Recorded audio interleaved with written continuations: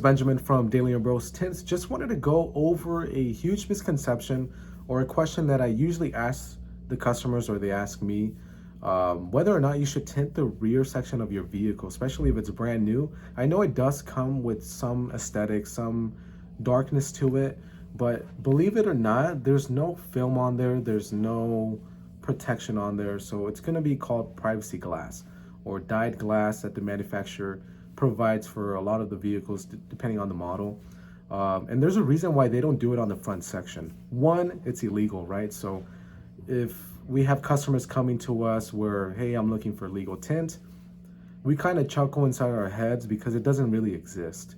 So if you want legal, you're basically asking for 70%, which is legal in California, which is clear to us as far as the industry goes.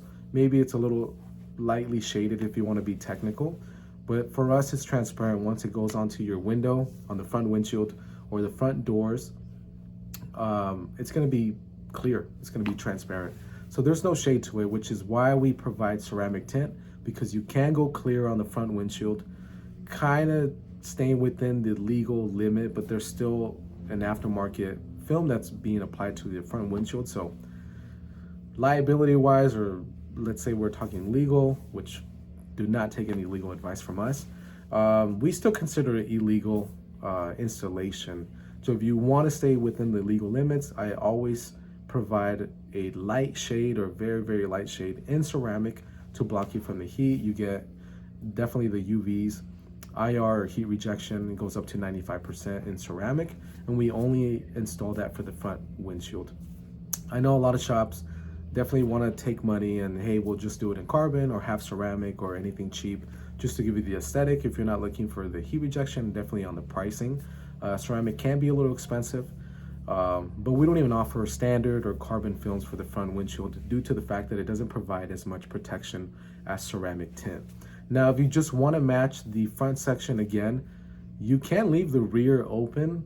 Technically, it would be like a fishbowl, even though it does have that aesthetic or darker look to it, but there's nothing on there that's protecting you from the sun. So even if you do the front section, you're getting some protection in carbon, and if you do ceramic, definitely one of the best protections that you can install on your vehicle. But then again, you're allowing all that heat, the sun, everything, UV, IR rays coming in through the rear, which will heat up your cabin, especially during the summer.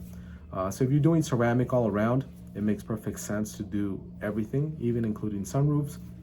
I know it's very common for Teslas, some sort of IR in their moonroofs, the sunroof, but it will never be ceramic tint alone, just because that's what we specialize in. The manufacturers specializing in promoting the best benefits, the best protection, UV, IR, any kind of heat rejection or heat reduction, they specialize in. But ceramic is gonna absorb all that. But if you want to stay within a budget, which we definitely understand and respect, then even the 15-20%, which is our medium shade, will definitely match what you have on the rear.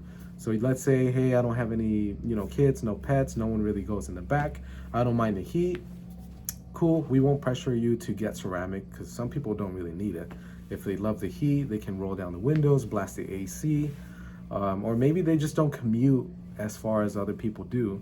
So carbon tint, or let's say our cheap film or lowest grade as far as window film goes, that is perfect for some customers. But if you're looking for not only aesthetics and heat protection, ceramic's the way to go.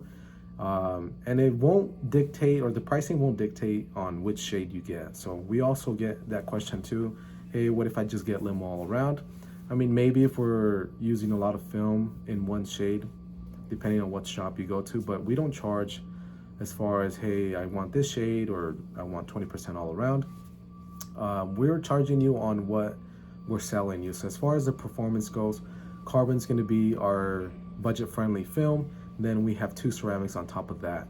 And a reminder that if you don't do ceramic on the front windshield or the front doors, then carbon will be the best route to go. Save you a little bit of money. But if you're looking to protect the dashboard, leather seats, phone or any computers now, a lot of vehicles have all these electrical stuff, new technology, crazy stuff inside these cabins. where you might want to protect them, especially if you're planning on keeping the vehicle, you're purchasing it. You definitely want to protect all that, and ceramic film will do that for you. So definitely, compared to privacy glass, it's worth it to tint your windows at least with a a standard film, versus leaving it open. It's like you're just fishbowling your vehicle 24/7, and it can get pretty hot depending on the customer. But I just want to answer that question where there's no film, that's open. It's technically like a fishbowl. It's giving you the privacy or aesthetic, but no benefits at all as far as heat rejection or even UV, which most films will give you. You consider tinting your vehicle, you consider doing the rear as well, and if you're going ceramic, go complete ceramic as well. So until next time, check us out on our website at dbrostint.com. You book before the summer comes.